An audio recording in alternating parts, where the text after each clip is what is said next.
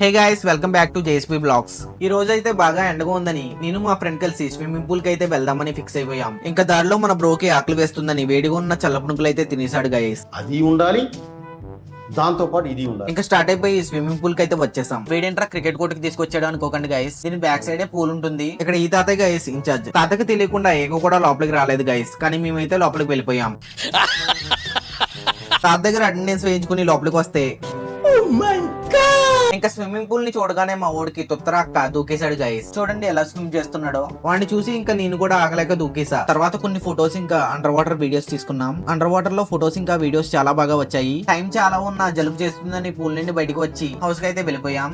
A few moments later. తర్వాత fresh up అయ్యి ఏదో ఒకటి తిందామని ఈవినింగ్ బయటికి వచ్చాం. అలా కేక్ హౌస్ కి వెళ్ళి నేను ఒక రెడ్ వెల్వెట్ చీజ్ కప్, మా ఫ్రెండ్ ఒక జున్ను, ఇంకా ఒక పన్నీర్ పఫ్ చెప్పుకున్నాం. తినేసి బయటకు వచ్చి ఒక బనానా జ్యూస్ తాగి మళ్ళీ తిరిగి ఇంటికి వెళ్ళిపోయాం.